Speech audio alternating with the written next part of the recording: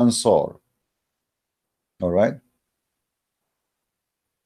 Two girls, they are singing. Here, the hadith doesn't show really anything. Let us show something. Are they really just girls? What girls?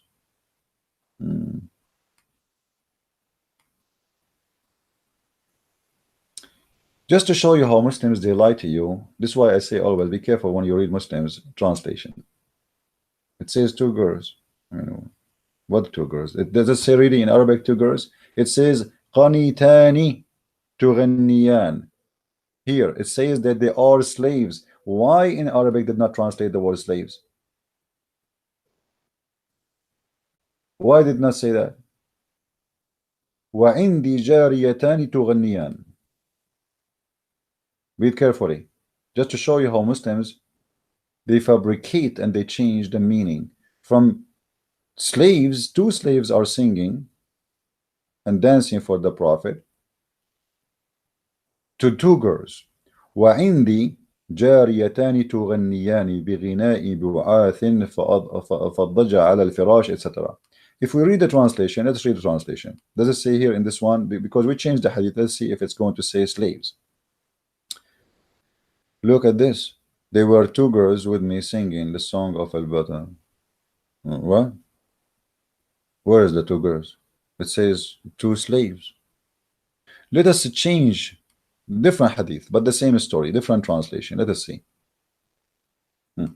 This is different one. Let us see if now the word slave will appear, maybe by mistake, you know. Okay, there were two girls again. I mean, two girls. Those are not two girls. Let us continue here.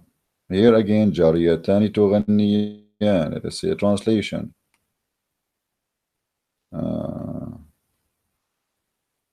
Here we go again, two girls, but in Arabic it says jariyatan.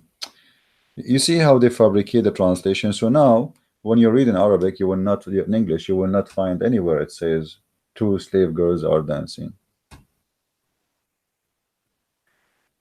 There's a hadith, if you have my book, about Umar ibn Khattab. He did beat a slave girl for she is covering the top of her body.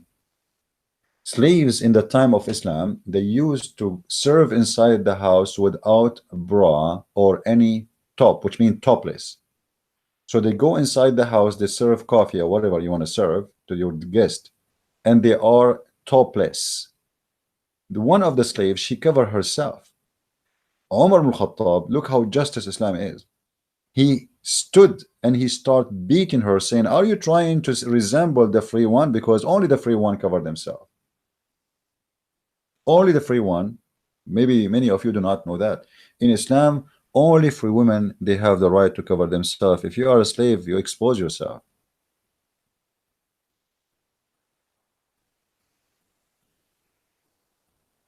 And just to show you how ugly Islam is, more and more, if we go in the Quran, when they speak about freeing yourself, you are right.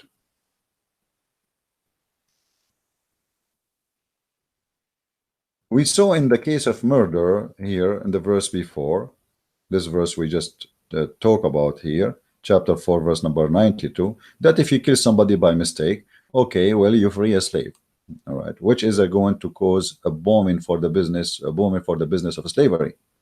What if I kill a slave in Islam?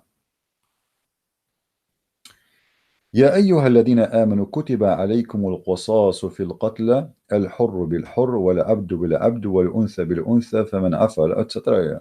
Okay, let's read. What does that mean? I mean, what is that? This is Arabic. Okay, you speak Arabic, we don't speak Arabic. So what you will do now? Let us read translation. Chapter 2, 178.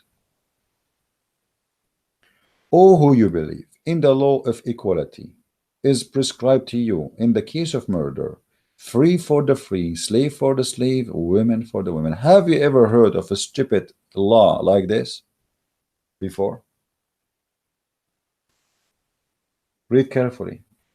That is the most stupid, disgusting, racist, hateful law. In the case of murder, Allah now making justice. What we do? Free for a free. What does that mean? If a free man killed a free man will be killed. Okay. If a slave was killed, a slave will be killed. To make it simple for you, if you kill my slave, I kill your slave. And in the article, they are saying to us, if you follow Islam, you free yourself from slavery. This is God. The one supposedly talking here is God. This is not even Muhammad. Muhammad is a prophet of God who Allah told him to say this. I mean, Muhammad, it's not his fault. It's Allah. This is Allah, Mr. Allah. How are you doing, Mr. Allah? I mean, your law is amazing. Imagine we make a law. It says, you see Muhammad here, the foolish Muhammad, is trying to copy from the Jewish, from the law of Moses, where eye for an eye. And because Muhammad is a foolish man, he understood eye for an eye in such a way. You kill my slave, I kill your slave. But this is not the law. This is not an eye for an eye. Eye for an eye, that he took my eye, I took your eye. What the slave did? So now we have two victims. I am a white free man, and you are a white free man. I kill your slave, your black slave, and now as a penalty for for me, what do? You kill my black slave, but none of those slaves did any crime. What they are? We have now two end victims. The real criminal is a free.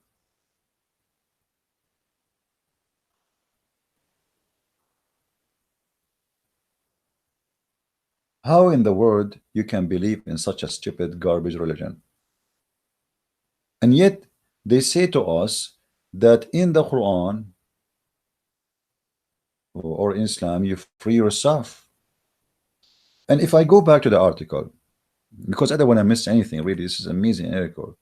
Islam, converting to Islam, liberate a person from slavery.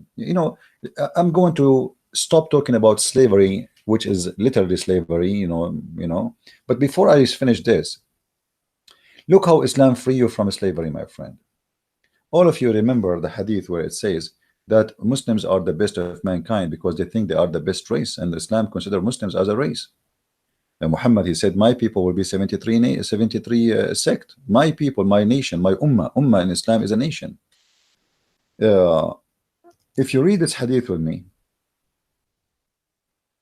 look how Islam free you from slavery, my friend. I mean, Islam is the most beautiful religion. Unbelievable. It's the religion will free you from slavery. Muslims are the best for mankind. Okay, why they are the best of mankind? You are the best of people ever raised for the benefit of mankind. Chapter 3, verse 110. Okay, Abdul, why we are, if I'm a Muslim, why we are the best of mankind? Okay, because, read carefully. The best for mankind are those who bring them with the chains around their necks. So if the Muslims today, they have the power over you, their duty to be the best of mankind. And how they can be the best of mankind? They will bring you all Chinese, Indonesian, Malaysian, Thailand, American, German, Dutch, whatever, all of you with the chains around your neck, and the purpose, they want to save you, brother. They want to save you from hellfire. Have you ever heard of filthy cult more dangerous than this? And yet in the article you are saying to us, Islam free you from slavery. You, your God, could not find a better way to make people accept him except making Muslims go on war and capture the Yazidi girls and the Christian girls and rape them even in the road and in the street. Yesterday I was waiting for the bus here in Germany, and I saw in the news in the phone about a woman, a Yazidi woman.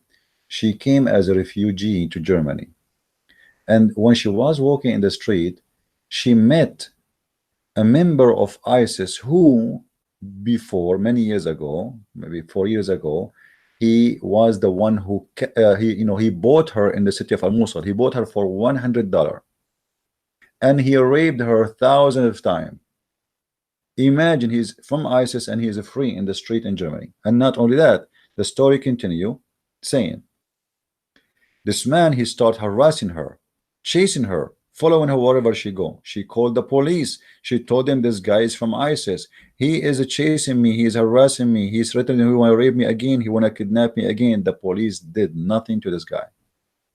And then the girl, she decided to leave back to Iraq. This Yazidi poor girl. This is how stupid governments in Europe are. He is from ISIS. He was with them, fighting with them, killing many people, and now he is free in Germany. In the top of that, they found a real witness for his crimes. One of his victims, she said, this is the guy who bought me. He is one of ISIS, and now he is chasing me. And they knew about him, and they don't do anything. Welcome to Germany. The best for mankind are those who they bring them with the chains around their necks. Are you going to allow anyone to bring you and the chain around your neck? Over my dead body. I die free, or I live free. There's no third option. There's no second option. Anyone want to force me? You see, because when somebody forces you to eat food you don't want, it's a slavery. When somebody force you to wear clothes you don't want, it's a slavery. When somebody force you what to eat, what to drink, what to say, what not to say, it's a slavery. Slavery is not necessarily just putting a chain around the neck of somebody, even though Islam literally practice and teach that, as you see in the front of us. So how you lie to us and you say that Islam free you from slavery when all of Islam is about slavery? A woman, she is married in Islam to a man. The man, he have a right to beat her. I mean, how you see how free you are? You are free to the point you get a free beating. All of us, we knew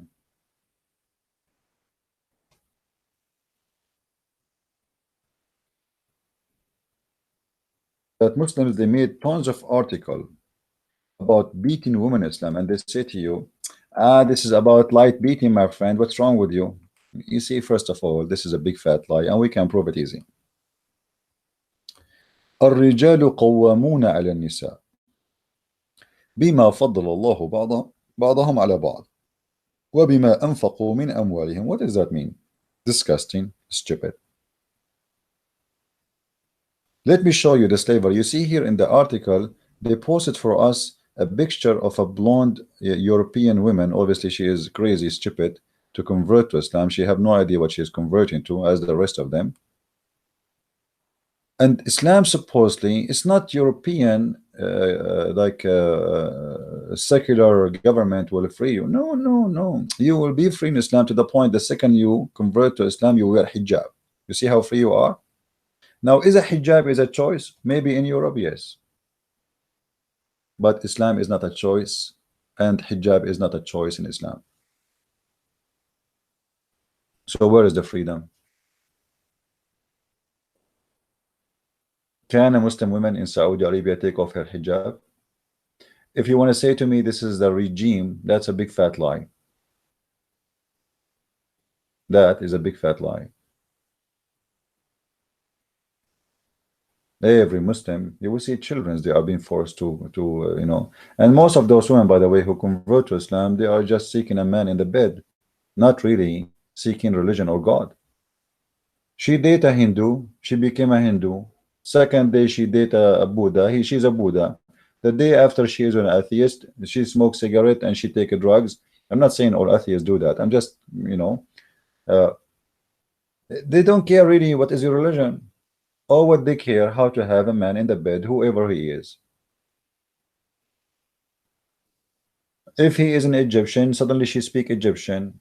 If he is Iraqi, she is Iraqi. If he is Indian, she is Indian. If he is, they don't care. They don't have those people. They don't really care for anything. They care only for having what they want, and they change their religion the same way they change their men. Today my husband is a Muslim, tomorrow he's a Christian. Okay, today I am a Muslim, tomorrow I'm a Christian. I remember, and I don't know if she is going to listen and hear me, there was a lady from the UK. She married a Muslim Abdul for 4 or 5 years. I forgot really how many. I think more, maybe 7 years, because she have more than 4 kids from him. They made her work in a radio station in order to convert rich people into Islam, and they use them always in the propaganda to convert you. You see, they bring you a blonde guy and they give him a salary to do dawah, like Yusuf State, big salary, give him free housing, big salary, free airline ticket, a free hotel, 5 stars, good life. And the purpose is to make you believe, look, even American convert to Islam, even a British convert to Islam, even they use them as a bait for the foolish fish. But none of those people knows what Islam is about. Everybody is converting for his own reason, and then when this reason disappear, the conversion disappear. This is why there was a conference. If somebody have the video, please send it to me so we can share it in the link in the info. There was a conference, I forgot, I think it was in Chicago. They were the title of the conference, why most of the convert leave in maximum of 3 years out of Islam, because they discover that Islam is a scam. As simple as that. Some they convert in jail, seeking protection. Like you go in jail, you have to join a group, like in America there's Latino protecting Latino, black protecting black, white protecting white, Nazis protecting Nazis, KKK protecting KKK. So you have to join a group, you have to convert to one of them, as simple as that. If you don't belong to any group, okay, you join Muslim, say Shahada, they will provide you protection inside jail. They gang together. They leave jail, they leave Islam.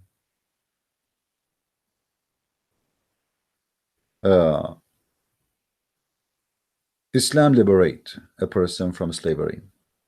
You see, I want to go more deep in this title. When I pray to God, and I have to pray to him in a certain way, certain move, certain standing, certain time, is that liberation or this is slavery? You became, the second you became a Muslim, you became like a toy programmed by a stupid software. So you wake up in a certain time, because if you are late, Allah will not accept, and you have to do certain moves, and you have to repeat a prayer is not even yours. Imagine when a Muslim he pray, he's not praying, he is just repeating what he heard, what is written in the Quran. Bismillahirrahmanirrahim. A'udhu billahi minash shaitanir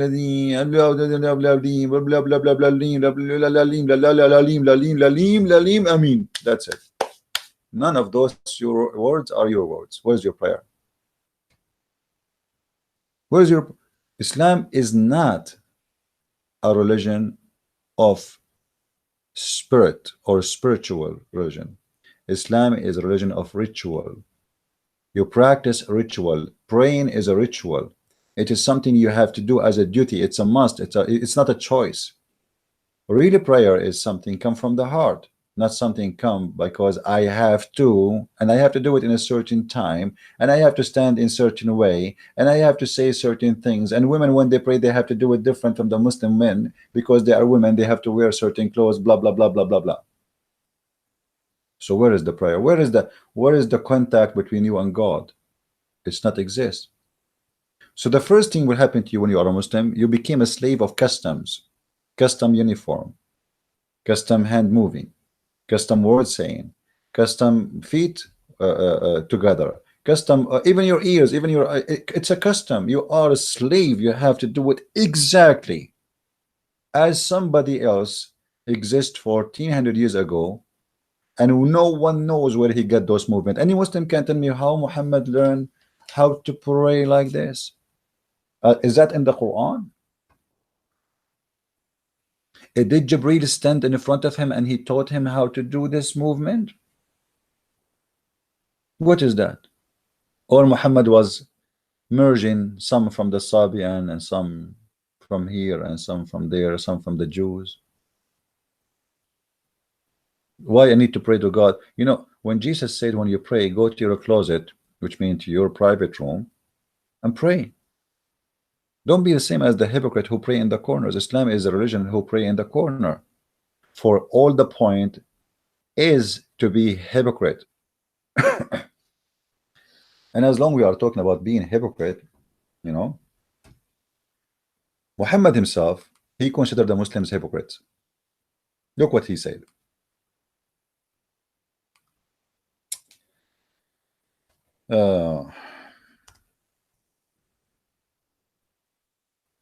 Muhammad, as we know, he threatened all the Arab around him either to be killed or they convert.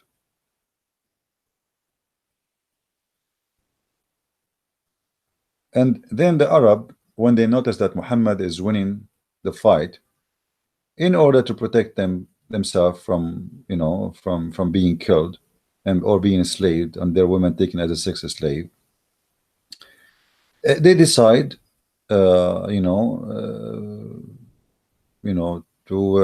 convert to Islam. So look what happened in chapter 48, verse number 16. Muhammad, he sent his message to the Arab, and he claimed that Allah is the one who said that to him to tell them, say to the desert Arab who lagged behind in what? They did not join Islam. Ye shall be summoned to fight against people given like mighty power. Then shall ye fight, or they shall submit. But the fact doesn't say submit, by the way, surrender. Okay. What is verse saying? The Muslim, they say to you, Islam, where can you show me one verse in the Quran saying Islam is split by sword? It's in front of you. It's a threat from Muhammad, speaking as if it is Allah speaking, fabricating a verse saying this is God told me. Either you convert or you die.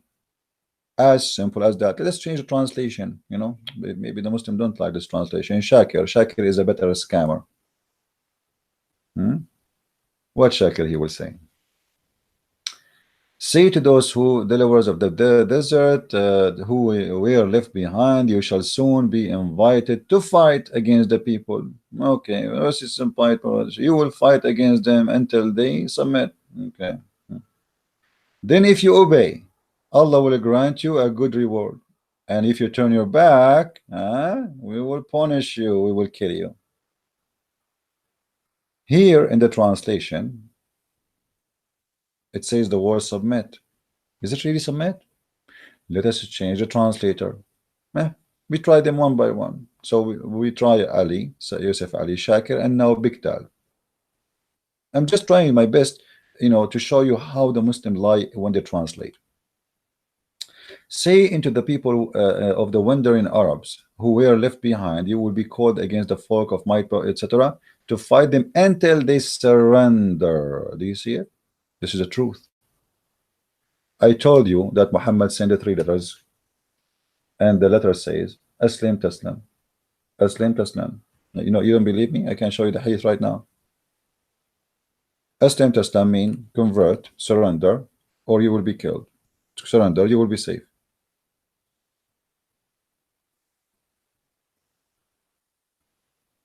Here we go.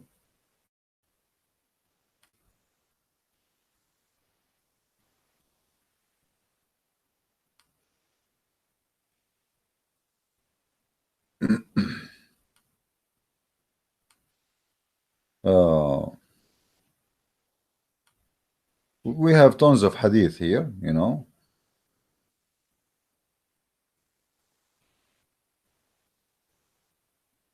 But I want to show you the one where he sent the letter to Hercules inviting him to Islam or die. Read with me carefully. I call you to Islam. If you become a Muslim, you will be safe. Do you see it? Have you ever heard? Have you ever heard of a peaceful religion like this? Convert to Islam and you will be safe. And what Muhammad he did after that? He launched an attack on the Roman. You see, when we mention let me the Byzantine emperor, and he called the letter of the messenger, etc. Blah blah blah blah. Okay, he said, he read it out, saying, "In the name of Allah, the merciful, etc." Okay, from Muhammad, the slave of Allah and his messenger, to the ruler of Byzantine. Okay, and then he says, "I call you to Islam. If you become a Muslim, you will be safe, and Allah will double your reward. If you turn away, and then you incur the wrong actions of your subject." And what happened? Muhammad, he made a chapter. It's called chapter of At-Tawbah. Chapter 9, verse number 29 says, "Go and kill the Christians and the Jews until they convert to Islam or they pay the jizya." And this is exactly what this letter is about.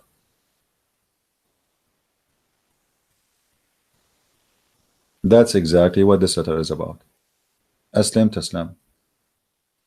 Convert to Islam, we will not kill you. And here in the Quran is no different. Say to the Arab, surrender or you will fight. And the funny they say to you is, Muhammad never attack anyone. Oh, those people, they are not fighting him. He is saying to them, surrender or either you surrender to Muhammad. It's not submit. Islam does not mean submit, as many fools keep repeating. Islam means surrender. So until they surrender. So what is the required here from those Arab? To surrender to Muhammad. He is God and Allah is his messenger. You see, the Muslim, they say to us, Muhammad is the prophet and Allah is the messenger. The fact is the opposite. Muhammad, each time he want to say something, he claims something, he claimed that Allah told him, but the fact Allah is the messenger, because Muhammad is using Allah, and the true God who is making the Quran is Muhammad. But look what happened here. Muhammad, he threatened them if they don't surrender, and if they obey, I will reward you, which means we will give you female slaves when we attack the neighbors, the Christians, the Jews, the Roman, etc. But if you don't, we will punish you. Then those Arab, to save themselves from being killed and slaughtered and being enslaved, their women raped, they converted to Islam. But look what happened.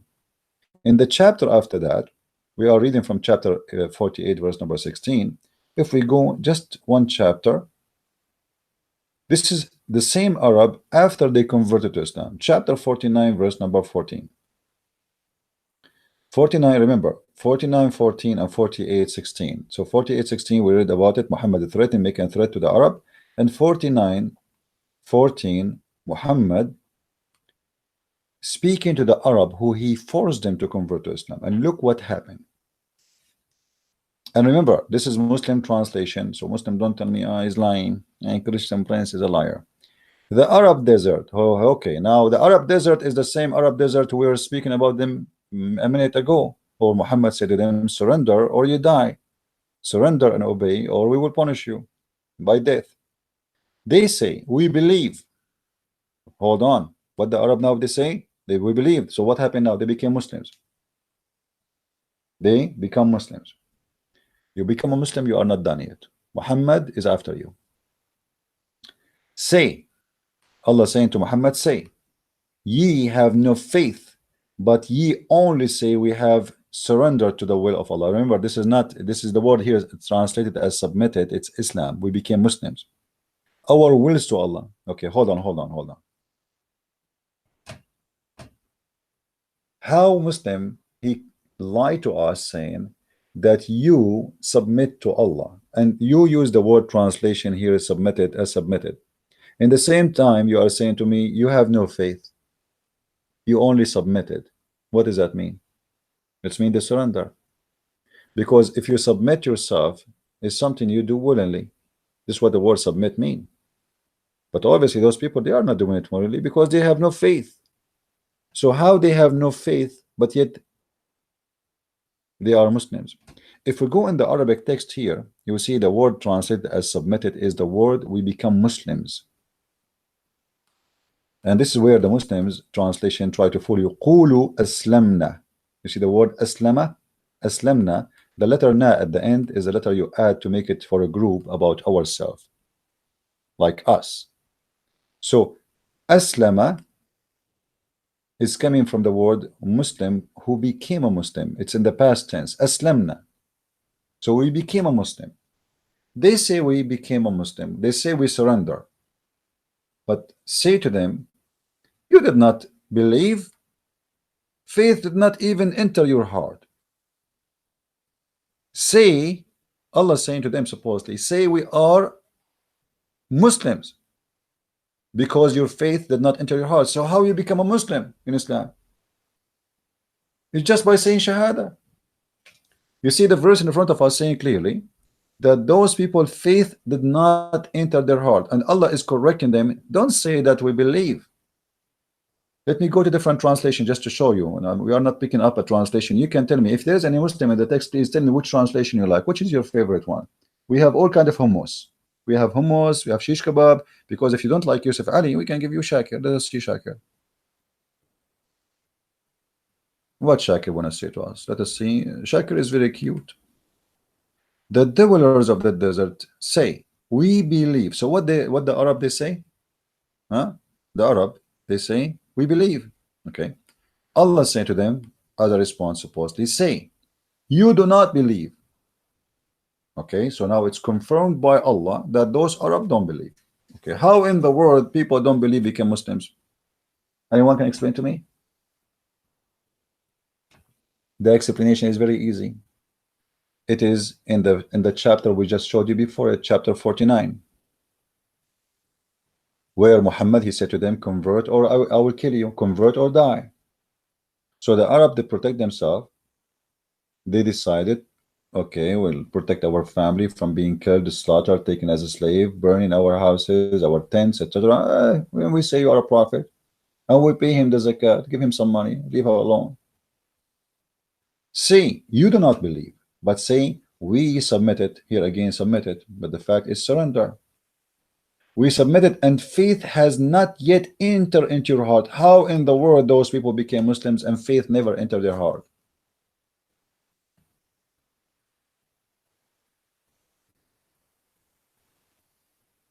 Any Abdul can explain to us? So everything they say to us about, you convert to Islam, you became a free, liberated. What liberated? Those people, they are forced into Islam. How I am liberated and your prophet says the one who leave the religion, kill him? I'm liberated from what exactly?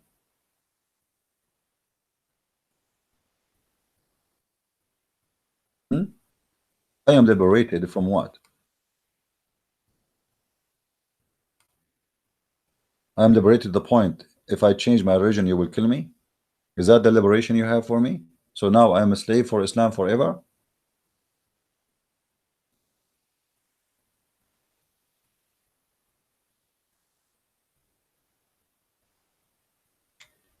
You are liberated, my friend.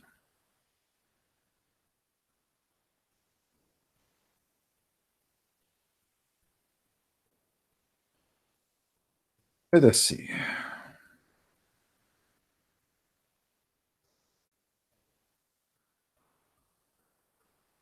Let's show you some more stuff.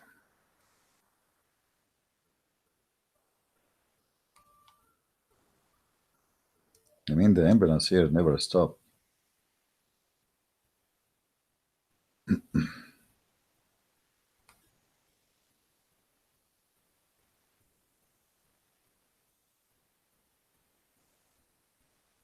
I'm just trying to show you some verses. Oh.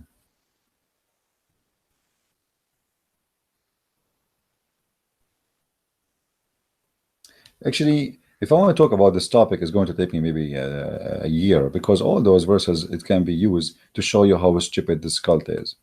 But you are liberated to the point. If you go to chapter 9, verse number 29, you cannot even take your father and your brother as a friend. I mean, do you see how much liberation you have? The point Islam involved about who can be a relative to you. Your father and your brother. You see that in the Muslim, they say to you, the Bible says, Jesus said, the one who don't hate his parents and love me, he don't belong to me, etc. But this is not about hating your parents. It's about if they choose their belief over me. Otherwise, no Christian hate his parents. The Bible says clearly that the one who disrespect his parents should be put to death. This is how much horrible it is to be disrespectful for your parents. But if we go in the Quran and we see how the Quran, speak about revelation, as an example, the first rule of the Quran, you cannot take anyone as a friend. And not only that, those who want to take you as a friend, your duty is to kill them all. Like, hold on, they want to take me as a friend, why I want to kill them? Oh no, Abdul, brother, Allahu Akbar, those are the infidels, they want to kill us, and we are defending ourselves. It's a big fat lie. Read with me carefully, chapter 4, verse number 89. And again, I'm using the Muslim translation, so Muslim will not say I'm making things up. In this chapter, you will see here with me the following.